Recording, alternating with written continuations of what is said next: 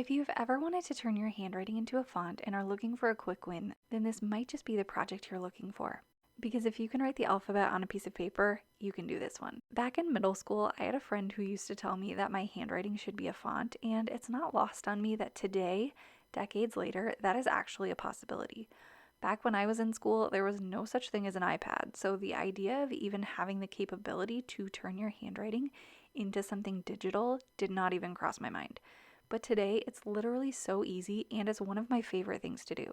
So I wanted to show you just how simple it is. This entire process took me maybe an hour and a half, and honestly, it can go much more quickly, but the medium I used to write my letters was kind of time consuming in comparison to just using a pen, so you could do this even more quickly. I thought I would also share a few tips that I've learned over the years of making fonts this way, because there are a few things that you can do to make the process go a little bit more smoothly. So to start, I am using watercolors to write my letters, which is why it took me a little bit longer. I think I spent around 20 minutes writing the alphabet. You're going to want to write both uppercase and lowercase letters, and you can do this however you want.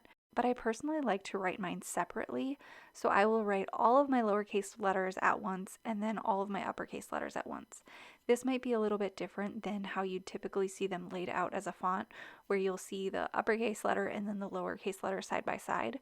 But doing it this way allows me to make sure that I'm keeping my sizing somewhat consistent, and this will help later on. Another thing that I like to do is write a couple extra letters if I'm kind of unsure if I like one or not. You don't have to do this with every single one, but if you write one and you're just not sure if it fits with the rest of the style or if you like the way it looks, just try a couple more, because it's easier to do that now than it is to go back and correct it later on. So one thing about creating fonts is that you want to try to keep the sizing similar when you're writing, unless you're creating like a playful style of font where you don't mind a look where each of the letters are kind of different sizes. Now don't stress too much over this, because we will resize them when we're putting them into the template. However, if the sizing of your letters varies a ton and then you shrink them down or expand them to make them fit in the template, then you're probably going to notice that some of your letters look skinny and other ones look thicker. So if you try to keep them somewhat consistent to begin with, not stressing about it, but just being mindful of it, that does make it a lot easier when you're in the font creation phase. You can also add some extra characters if you want to add those to your font. I just added a couple here. Okay, so once I'm done and the lettering has completely dried, I'm going to go to this website. I will link it in the description box below, and download their template. I chose the minimal English and saved it as a PNG, but you can see that they have a few different options for you. Once the file is downloaded, I'm going to import it into a page in Canva. There are other ways to do this, so let me know if you want to see other options. I like to do it in Procreate as well, but I know that not everybody uses Procreate, so I thought that I would share it this way too. But I'm happy to do another tutorial, so just let me know below if you want to see that too.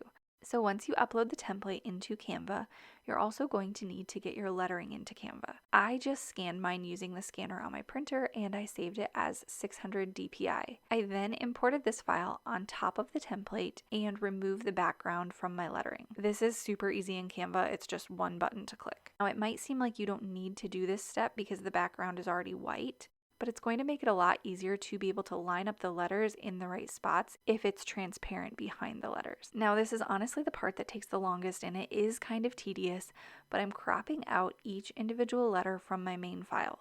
This part is what's a bit easier in Procreate because you can just use the cutting tool to cut apart the letters and move them around, so you don't have to keep importing the files over and over, but it's honestly not that bad and it just takes a bit of time. You can choose to line up your sizing however you want in these squares. They've given you some guidelines to follow, and that does make it much easier to kind of keep them consistent. There's also a template that you can choose that has a faded out letter behind it, so you can use that one if that helps you position your letters more easily. One thing I would recommend is trying to keep your letters centered in the box. If you have some over to the left and some over to the right, then when you're typing actual words and sentences with your font, it won't look evenly spaced because some letters will be more grouped together and others will be further apart. You can also use the little circular arrows to rotate the letters if some of them were slanted kind of in the wrong directions. I do find it a bit easier to do this at the end though, because sometimes they're really not as crooked as you may think, but it's easy to overthink it when you're adjusting one letter at a time. But then if you just do it at the end, you can kind of look at all of them together and see which ones are really obvious and might need to be rotated a little bit. Once I've completed the process of adding all of the individual letters to the boxes, I'm then going to download this entire file to my computer as a PNG. Then I'm going to go back to the calligrapher website and go to My Fonts and click on the Upload Template. When the box pops up, I'll load the saved file from Canva right to the website. Here you can preview to make sure everything looks right to you, and if you need to make any adjustments, you can go back and add those. This is one of the reasons why I recommend creating a few different options during the writing or painting process, especially if you have letters that you're a bit unsure about.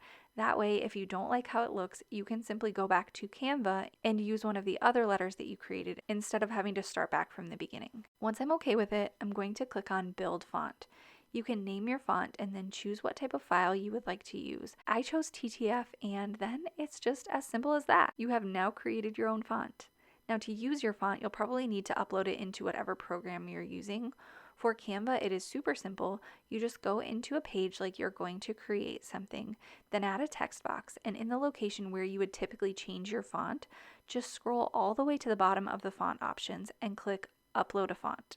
Now, just a tip, I like to save my fonts with a certain addition to the name, like putting my initials in there or something.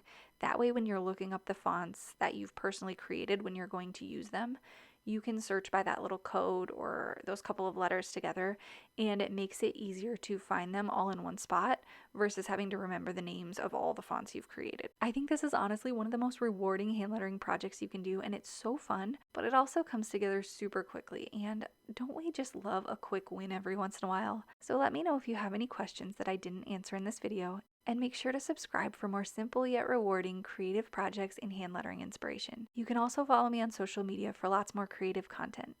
Thank you for watching, and I'll see you soon.